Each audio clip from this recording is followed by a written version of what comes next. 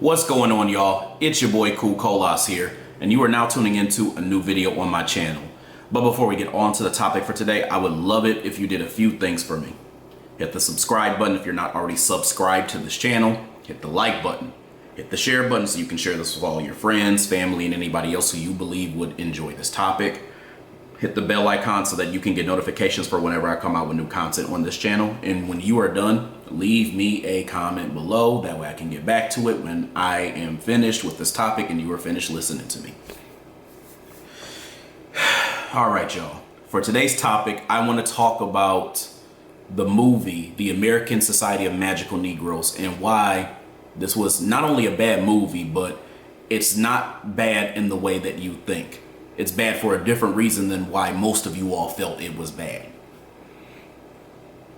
So, most people who saw this movie pretty much didn't like it. I mean, it's pretty unanimous that it was just not very well done. But I think that we need to have a conversation about how most people saw it and how I see it from the pro-black perspective and from my own perspective in general.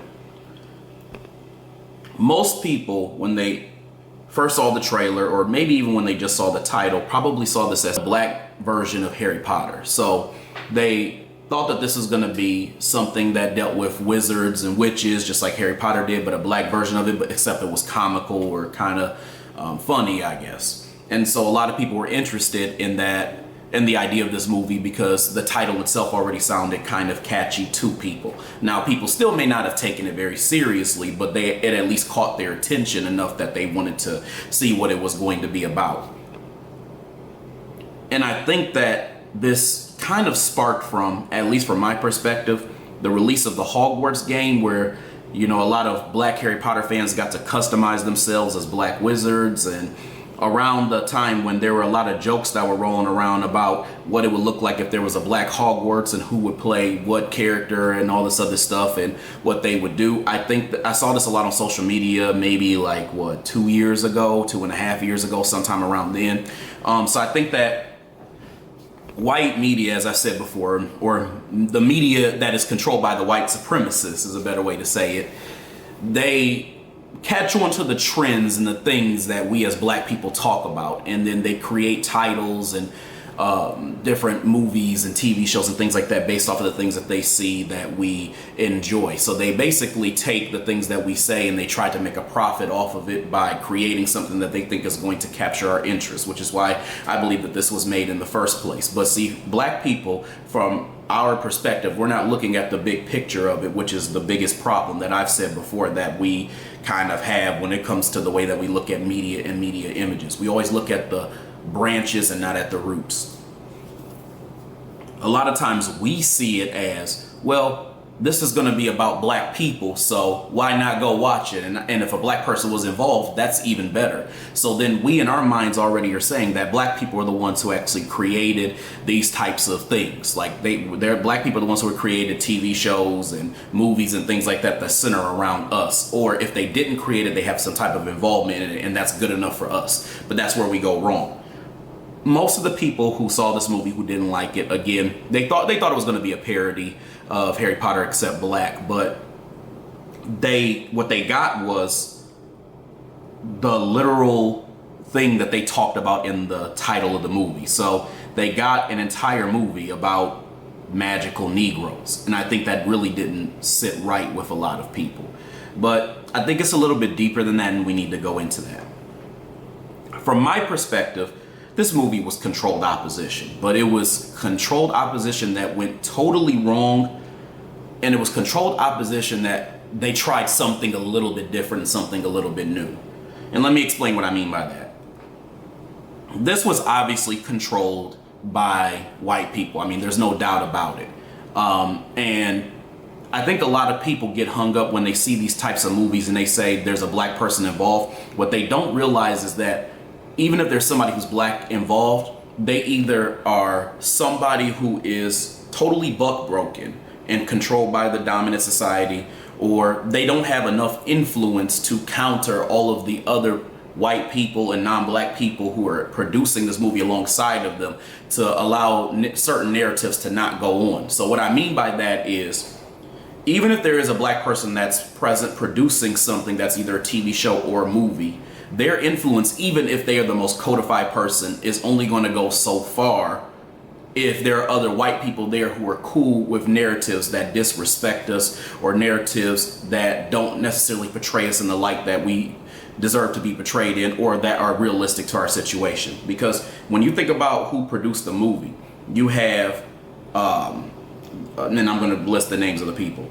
There's a guy named Kobe Levy, Angel Lopez, Eddie Vaisman, Julia Lebedev. I think I should say Lebedev. Yeah, Julia Lebedev. But the reason why I'm bringing all them up is because out of all the people I just named, one of them is black, and to me, just looking at him, he looks super buck broken. And everybody else is either white or white Hispanic, or just not black at all. So the reason why I'm bringing that up is because they're not going to have the same camaraderie and desire to represent us in the way that we deserve to be represented as black people, let alone just looking past the coons and the people who really just want to try to get a paycheck. So I'm bringing it up to say that this is something that we as black people, we really need to watch out for more and more and more. Because what a lot of the dominant society likes to do is they like to create this Ronald McDonald image. And I've explained this to you all before. That's when they take a black face or a black name and they put that name on a movie or a TV series or that type of thing, so that if the movie does well, then it's because there's some level of authentic blackness that created this thing. And if the movie does poorly, then we can all blame that black person for why it did poorly. Meanwhile, pretty much every time there'll be a bunch of other non-black, white, or like just white European people whose names you never heard of before that are going to be listed on this project as well too. Most of the time it's not so that the thing becomes a success, but more so when when a movie or TV show flops is when they do this. They love to slap a black name on there and say, well, if you don't like this movie, it's because of that Negro who got put on there. So it's because of Denzel, or it's because of Ryan Coogler, or it's because of somebody else. Or if it's successful, they'll say, look, Denzel was on this. He did his own thing. And that shows you that media is changing. It's always used to undermine the idea that media is used as a mechanism to disrespect, disenfranchise, and negatively impact black people. It's always either, if it's successful, it's, oh, things are changing, so what you're saying about racism, that's not really happening. Or it's, oh, it's so bad, but guess who is responsible for it? The nigga is responsible for it. So that's why they put, for example, I'm gonna give you an example. When that whole Good Times TV show came out, everybody's talking about Steph Curry, yet Seth MacFarlane was on there and other people were on there as well too. And that's what I'm saying. Like, there's always either a white person or a white European name or non-black name you have never heard of before that are on these production projects and things like that. So they'll try to blame the black person if it's not successful, or they'll try to get mad at you for criticizing it by saying, oh, well, do you not believe in the accomplishments of, for example, Michael B. Jordan because he produced it, although Michael B. Jordan is next to a bunch of white people who let a lot of this shit go. So my point in everything that I'm saying is this movie was another movie that was in those lines of, hey, there's one black person on the project and everybody else there is white. And so they are the ones who are trying to tell our stories, and they're the ones who are trying to tell our stories in the way that they think that we're going to like it. But they do it based off the scalping, the things that they see us talk about and the things that they see us say and the things that they have seen us come up with. And they've been doing this since the beginning of time, and this shit has got to stop, and we've got to stop supporting these types of things. Anyway, so let's go back to the movie itself. So the first problem, once again, is that this is controlled opposition, because typically in these controlled opposition movies, what they have is a black woman, and usually she is very pro-black. And usually what they do is they create some type of other trope or thing. They put a wrench in there somewhere to show that she's not necessarily supporting this pro-black aesthetic that she's creating. So for example, you may have a black woman who is pro-black and supports pro-black ideals or gives the appearance of being pro-black and supports pro-black ideals from the way she's portrayed in a movie or a television series, but then she either hates black men or she is in an interracial relationship. So she's actually with a white person. So she's denigrating white people all the time, talking about how racist they are and all this other shit. But then she turns around and then she's with some white dude. And he's usually one of the most privileged racist dudes. So it's almost like somewhat of a race play type of thing.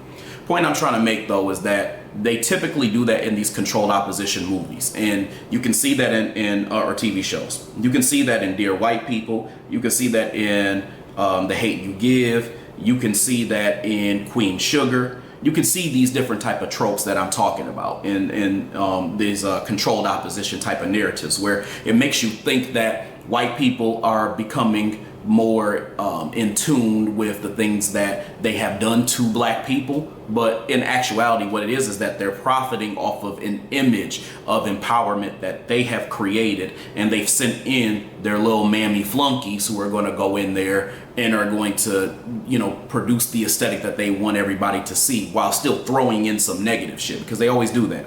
The point I'm trying to make, though, is in this movie, they tried something different. Instead, they actually threw in a black man instead of allowing the black man to be the target of all of their negativity and denigration and all of the disrespect. So what they did was they threw a black man in there, but they did a few things a little different here. The first thing that they did was they didn't make him fully pro-black to start off with, but they made him kind of at that middle ground where, yeah, he was kind of a goofball and he was cringy around white people and he was too nice, but he was also on that cusp of, hey, some ain't right about this and that whole magical Negro thing and whatnot. So they made it seem like he was going to maybe have a pro-black turn. That's one thing. And the second thing was that he was not fully black, he was mixed. Yes, that's important, because I noticed that they really do not want to put a fully black man at the forefront of pro-blackness and literally make him truly and authentically pro-black. And then the next thing they did was they had him swirling like hell in this movie. So I think that that's another reason why a lot of people were upset, is because they said, oh, wow, well, if they're going to have like this movie called the American Society of Magical Negroes, why couldn't it be about a black person, whether it was a man or a woman, who has, if they had a love interest, was black as well? But they did not do that. If anything, the love interest, who was non-black in this movie, was actually shown in a positive light. And to me, that kind of undermined black society to a certain extent too, because what it showed was that the it girl, like the girl that every dude would want, every black dude will want, has to be a white woman, and she is a part of this society or clique of women who are supportive. So it showed that black men only get support of women when they are non-black or white, but black women are not supportive. So that was a shot at black women to a certain extent, to say they are not making good wives, they're not making good girlfriends. That's why she was in the Society of Supportive Wives and Girlfriends at the end, talking about the non-black chick in the movie who was the love interest. I noticed that they pulled that shit and they thought that shit was slick, but it really wasn't. They were trying to make this narrative to basically say that white women were the prize for black men. So they were, in my opinion, perpetuating narratives that show that black men should go after white women who are supportive as wives and as girlfriends to them. So that's the reason why they even made her the love interest. Because my thing is, if this was a movie that was authentically about black people and for black people, it would have had all black producers, all black writers, the cast would have been all black, they would have had a pro-black message, and then they would have had a relationship that also showed a black person and another black person. But they didn't have all that stuff. The reason why is because this was controlled opposition. It gave you the aesthetic of being somewhat pro-black or about black people or black-centric, when it actually had a lot of tropes that were, in my opinion, undermining black society and disrespecting us. Now, with this movie, a lot of people feel like they probably didn't like the idea that there were so many agendas that were being pushed in there, because they really just wanted to see, again, a Harry Potter-esque movie that simply just did not really have agendas for real, outside of the fact that it had a lack of quote-unquote diversity, you know, if that's something that you care about.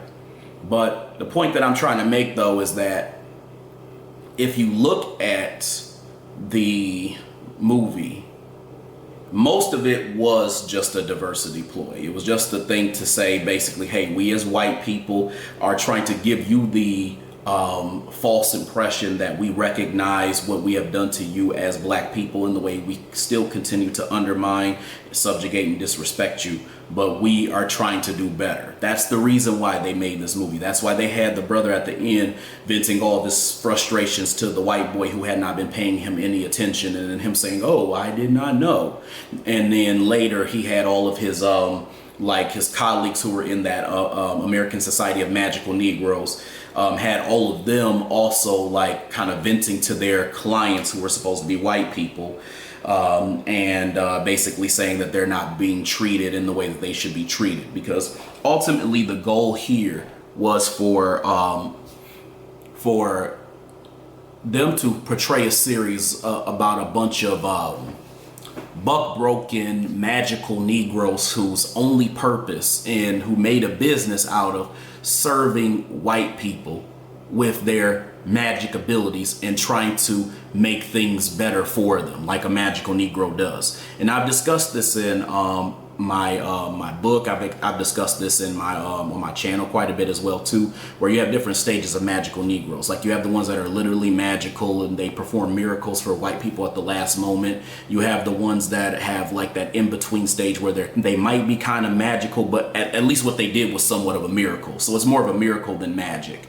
Then you have the ones that aren't magic at all, and they just give the sound advice and motivation that a white person needs to be able to get the job done that they need to get done, you know. So you see different stages of that, with the advice giver being like a Nick Fury or even a Sam Wilson when he was dealing with Captain America. Middle ground being like the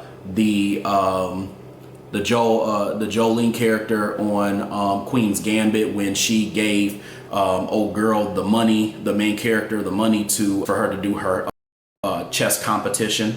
And then an example of a magical Negro, like who actually has magic powers, being like Morgan Freeman in pretty much every damn thing that he does. You know, like the Bruce Almighty, Evan Almighty series, he had magical powers. You get the point. So anyway, the point I'm trying to make though is that this movie was about the different types of magical Negroes and them basically making a business, or more so a hobby, out of trying to make sure that white people stayed in good graces, and that they were successful and they were happy and they were motivated to be able to succeed, and that it was their job to do that. And the compensation for them being able to do that was for them to be able to live in this space where they had magic abilities and live amongst each other and do all these other different things. So that was kind of what it was about. But I noticed a few other things that were in this movie too that maybe you all didn't catch as well. But one thing that I noticed is that there was a lot of old Negroisms in here. And the reason why I say that is because the guy who was motivating the main character, I'm trying to remember his name, because in this movie, I'm going to be honest with you, I really just didn't care about it so much that I don't even remember all the names of the characters. But like I think his name was Roger. The Roger character, when he was talking to Aaron, he was showing a lot of old Negroisms. The idea that, you know, he grew up in a time where white people were treating black people with blatant anti-black racism, and he watched the way that his dad basically had got treated during that time. And it kind of goes into this idea that a lot of the old Negroes kind of lost hope, and they don't believe that them fighting against white supremacy is going to be able to have any merit, and they've given up. So they want to live a peaceful life where they can still live on to see another day and to basically have peace. So that's why that society was even created in the first place. So the reason why that's important is because a lot of times, you know, like old Negroes kind of get into this space where they don't believe that doing anything to try to create a better future for, you know, their generations like to come and things like that is actually going to be beneficial. But what is beneficial is for them to be able to survive. So that means being okay with living in an integrated system and appeasing white people and not trying to rock the boat. So there was that going on. The other thing I noticed that was going on too is I noticed that the most expressive and the most kind of like outspoken person with this whole system of magical Negroism was a husky black woman. And she was also loud and very sassy. I noticed that this is also a common trait as well too, and a very common trope is to be the loud, abrasive, very posturing black woman who, and also overweight as well too, who can be more of a laughing stock to black society. It kind of reminds me of almost like a Lizzo. You know, she did all these different performative things and stuff like that, playing trumps of a famous racist while being overweight and wearing like scantily clad shit when nobody wanted to see it. That shit's entertaining, and that's why they're even making a cartoon on you know, in South Park. They're actually making jokes about Lizzo even to this day and shit like that. So that's why I say like they like to see shit like that. They like to see like a big old chunky you know, mammy who's basically going to just be performative and do the things that they want to see so they can mimic it and things like that, and it makes them laugh because they love for black people to be the stereotype that they've created about them. So that's why I say like they were throwing that in there as well too. So you all need to realize that even from this movie, the white supremacist tells on themselves a lot. They tell on themselves about all the things that they plan to do and the way that they see it. So the dominant society loves to give their audience a blueprint of the things that they are planning to do and the way that everything looks. But you have to be observant enough to be able to pay attention to what they're actually doing. So that's why they showed you that they want to create the aesthetic of empowerment while not actually being empowering, and also profiting from that, which is why they created it in the first place. They want to also not show an image of pro-blackness to maybe waken up the spirits of black people by showing black on black relationships, which is why they don't show a black man and a black woman together, even when they show these empowering movies and TV shows. That is why also in this movie they showed you an old Negro and how the old Negroes were the start of this samboing that continued and manifested into something different. It's also why they showed you the big fat mammy who was loud and expressive, because this is somewhat to some extent their court gesture. Somebody who they can laugh at, somebody who they think is a joke. And on the other side, this black woman thinks that she is just being herself authentically and she is being praised, meanwhile she is being laughed at. So authentically, what they were trying to show you was that they have a whole plan for how they're trying to control you and manipulate you via media. And what I think really happened at the end of the day is that us as black people, we picked up on some things but then missed the big picture. So that shows me that there's somewhat of an awakening, and they're also getting desperate because they know there's an awakening, which is why they try to switch it up a bit. But at the same time, what really happened at the end of the day was people just did not like the movie because it said to them, there is too much agenda pushing when it comes to these movies and TV shows, and you guys are overdoing it, and it's not appealing to us. At the end of the day, when it comes down to this movie, not only were there a lot of tropes, and not only did we recognize that there were a lot of tropes, but it just really didn't have that great of a story as well too, even the way that it ended. I mean, dude literally said, well, the bad side of all of this will be me being a buck dancing Sambo who has to be subservient to white people. But the alternative as a regular black American male is to go and frolic off with a white woman. That's basically what this movie said, but it didn't, you know, you didn't really see a big conflict. You didn't see like a back and forth between him and the big sassy mammy. You didn't see him having a big conflict with the other members there. You didn't have like some type of intervention where there were some members who were like, something about this shit isn't right. You didn't see any of that. It just wasn't really well thought out and just wasn't really well done. Overall, if I had to give this movie a rating, I'm going to give it a 2.5 out of 10 because it just really wasn't good in any way. The story wasn't good. The tropes were terrible. The acting wasn't even my favorite as well too. It was just all bad. So anyway, y'all, I hope you all enjoyed this. I hope you enjoyed what I had to say in this quick little review that I had of the movie. It's probably not that quick, I'm gonna be honest with you. But anyway, I hope you enjoyed it. So other than that, I will talk to y'all later, and I will definitely have more to come. Peace.